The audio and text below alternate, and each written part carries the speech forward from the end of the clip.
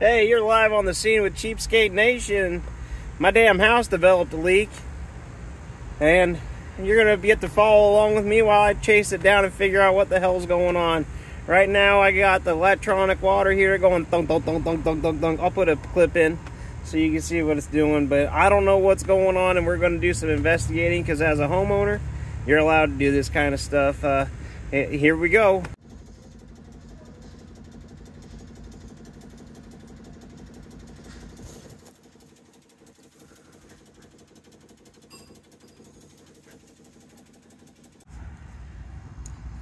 So I was under here earlier, and up there you can see the insulation of this fine manufactured home is bubbling,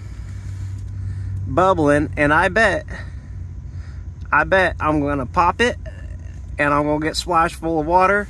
There's already a bunch of water down there. I hope it shows up on the camera because this is something that I just don't want to do. But yeah, that pipe right there is the pipe for the water heater. We got plenty of cobwebs down here to keep me company. And we're gonna go and have some fun.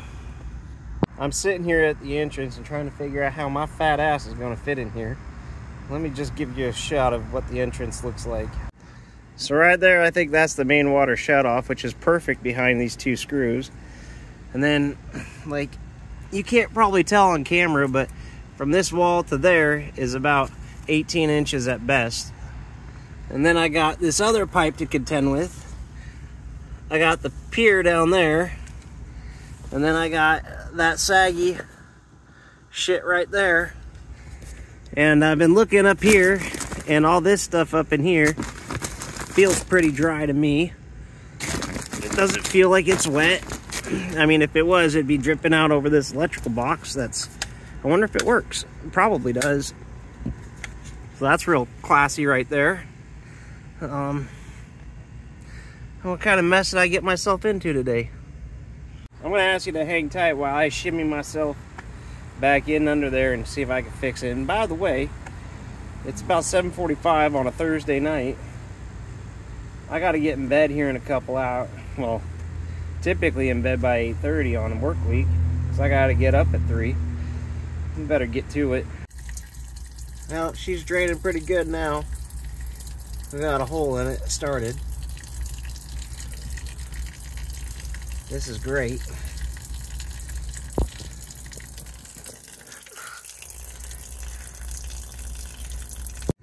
Well, we got the insulation cut open, and it doesn't look very nice up in there. It's pretty gross.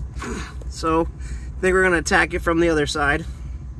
I'd just like to let you know that this is a totally unplanned episode, and I'm having a blast.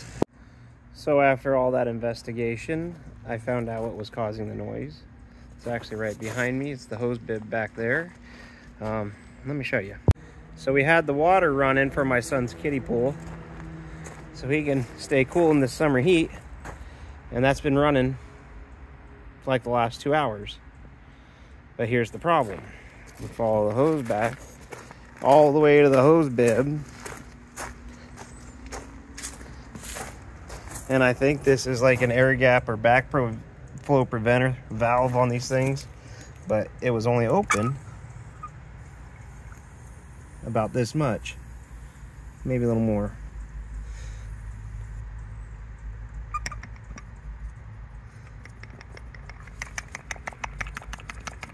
I really hope the camera can pick that up.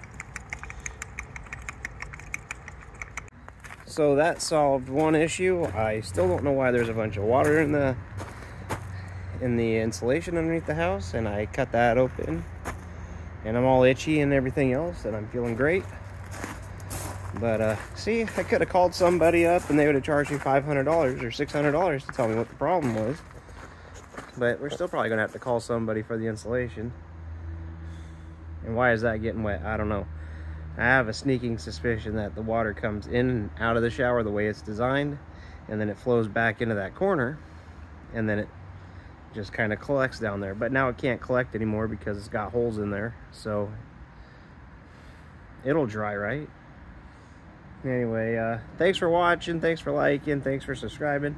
We'll catch you next time, and if there's anything else bigger with this problem, I'll do a part 2.